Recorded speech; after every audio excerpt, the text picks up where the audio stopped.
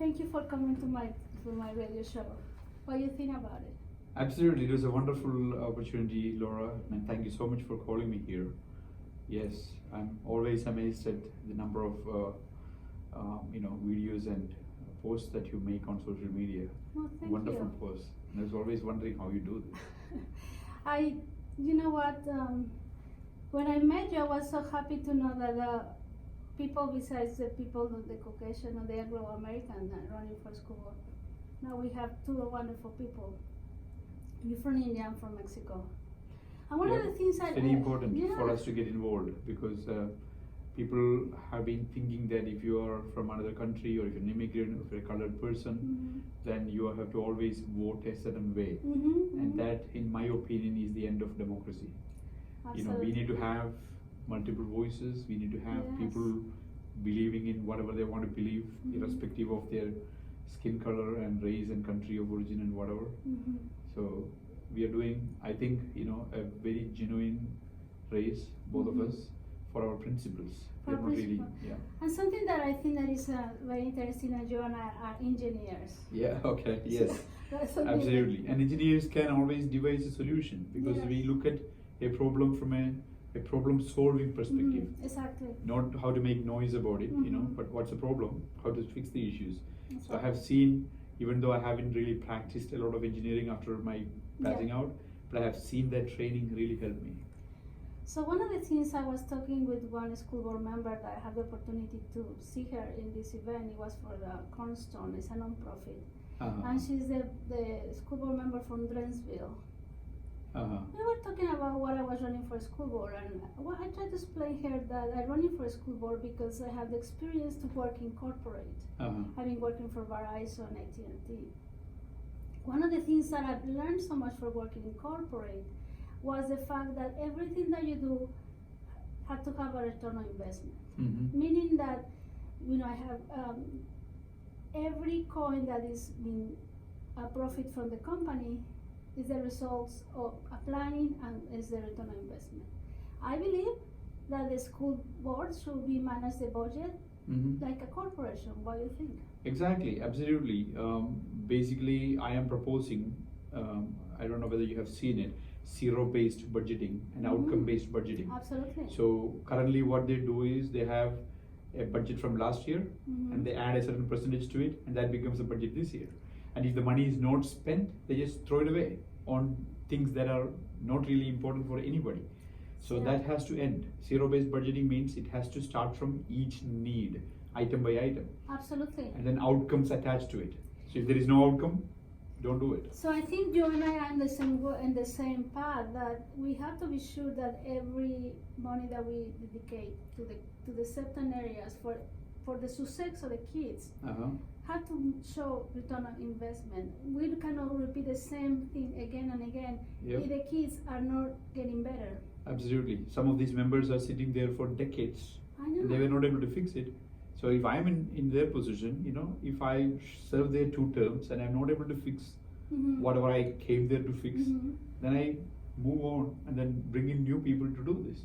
And these people want to sit there for decades without really fixing. So I think this time is a great opportunity for us to really focus in the things that are important for the parents, for the kids. Absolutely. So transparency is something that I really want to work into. Many parents feel that when I ask a board member to help me with something, they send me to the Fairfax County Public School website to find the results. And this parent was telling me that, I get frustrated because I spent 3 hours and I still finally find the results when it will be easier to just guide me and would be more transparency in the curriculum, the Victoria schools, in the web pages, and so on. They are purposefully making it complex so that people will not get the information. See, they don't really believe in their role as representing the people. Once they get elected, they forget about the people. Yes. And they come back after 4 years to get re-elected again. So in that period, what they think is, okay, we will do whatever and somehow keep it all under the rug so that nobody sees it, so that we can do whatever we want to do. And maybe they're not really serious about their job, but that should not be the case. We represent people. That's the purpose of the school board. Exactly. And recently I was, I tweet a lot, I posted a lot, and I just wanted to talk about what it means to be a school board member. So I Googled it, I got a search in Google, and I found it that we are the watchdogs, we really Oversight. Exactly. And I just wanted to be sure that the people knows that when we are in the school board, we are going to be the voice of the parents, of the uncles, of the grandparents. Exactly. When I knocked doors recently, somebody opened the door, and I was talking with this person, and he said, well, what I should vote for you, I don't have kids. And then I begin to talk about, do you have grandsons? Do you have granddaughters? Oh, say I have 3 kids that are going to, going to Sunrise Valley Elementary, and I have an older son that goes, my grandson, and I take care of them when I bring them to school, and I say, well, I'm here to represent the voice of you to help your grandson, granddaughter. You're absolutely right. I tell my wife, we came to this country because of all the opportunities that we found, but we didn't come here just for one generation. Yes. If the way we are headed in the school system, I am really doubtful whether this school system will be there for ordinary people like me. See, the bottom line is, if the school system is not providing what we are looking for, then we have to look for private schools. So public school system's failure is going to impact middle class people, the middle income Americans, in a big way. That is why we have to make sure whatever we need to do to keep this system intact. The other thing that is very, very important, and I just recently evaluated the possibility to be a real estate agent. I'm so good in marketing, I've been doing so much of my husband are pushing me to be a real estate. And I just read there's people who buy a certain house, and they sometimes put more like a $20,000 to $30,000 to be in a specific district. Oh yeah, maybe more, much more. Yeah. To say I wanted to be in this district, and recently it's just so interesting. I heard Pat Hines, yes. That is the seat I'm looking for.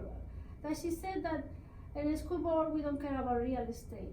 So you know what I did? I called her, and I said, Pat, I called her, left a voicemail, and she called me back, and I said, Pat, I just want to have a question. You say that you really, the school board should not care about real estate, and she said, yes. We have to take care of the students. So I really, with the school board, What did she say? She said that the school board doesn't have to care about real estate. Meaning. Did she know that you were a candidate? She knows my name. She said I'm Ramirez-Drain running for her. But the point is, like, he was kind. He was confirming what she said, and I said, she told me that a person approached to her, and the person says, I don't want this moving my boundaries because I just bought this house. And she said, well, that other school is as good as this one. I said, but I bought this house because I want to be in a specific school. So this goes to the fact that the school board having sessions without any communications with the community. Yeah, she is determined to kind of break it down. She has said it many times in many multiple meetings and multiple texts that came out of her. She doesn't believe in this. I moved from Maryland to Virginia. When I wanted to move, I looked for schools. So my decision was completely based on the school where he's going to go. Yes, exactly. So that's how pretty much all the parents make the decisions on buying real estate. Yes. Because we are paying high taxes in this county. They have to understand that. Okay? If we can send our children to private school, yes, just don't collect the taxes. Yeah. You collect all the real estate taxes, and then all of a sudden you're bringing down the schools so that we will be forced to send our children to private schools. Then what is the tax for? Absolutely. Why we are paying the high real estate prices and the real estate taxes? So she has to become more in touch with the reality, in touch with the people.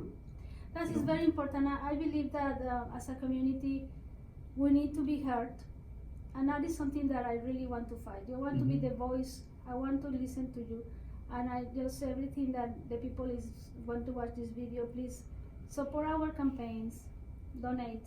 Absolutely. See, we have to make sure that the school board remains independent the way Yes. it is designed to be. Yes, and that is why when you go for the ballot, you don't see an R or D. Yeah. What does that tell you? Because they want children's issues, the children's affairs to be completely discussed in a non-partisan fashion, because these are our children.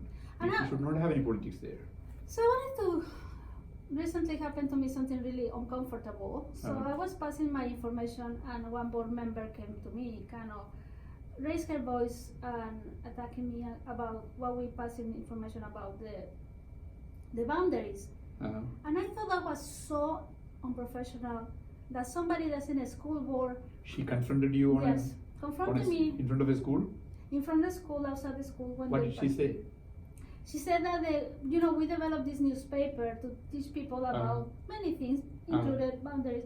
She said that they were lies. The things that come in the newspaper were lies. Okay. And then I said, have you seen your own video? Because if if you go back to the video, you'll see that there are no lies. Yeah, we have put that video. I have seen that video out too. I mean, And these people talking the same And then language. so is Karen Keys Gamara. Yes. So I wanted to say that if that person does this kind of behavior in front of parents and in front of the school, what is she doing really for you, no? So how can I attack another board member and make me so uncomfortable?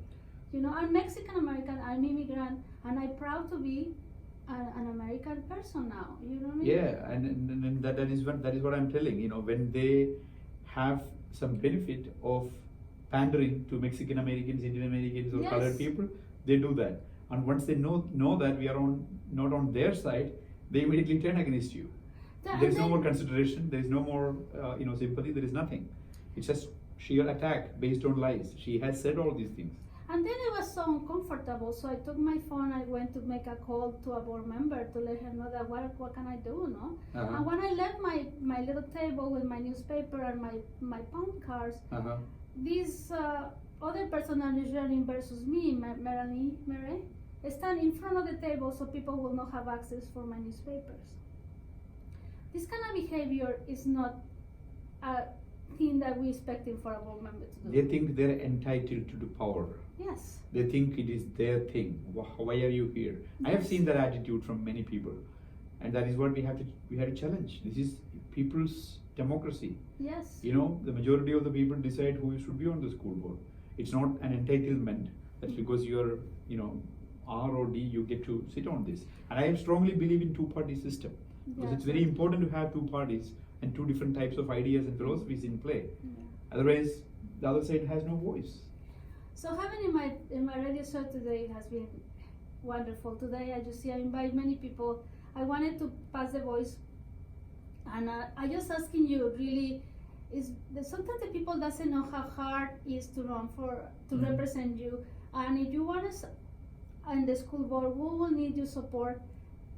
Good volunteering for our campaign, knocking doors, but more than anything, if you can donate today $5, $10 to our campaign, it will help us. It will help Vinson because it will be a large, and it will help me running for the district of Hunter Mill. Once I am in the school board, I will be part of all the committees, so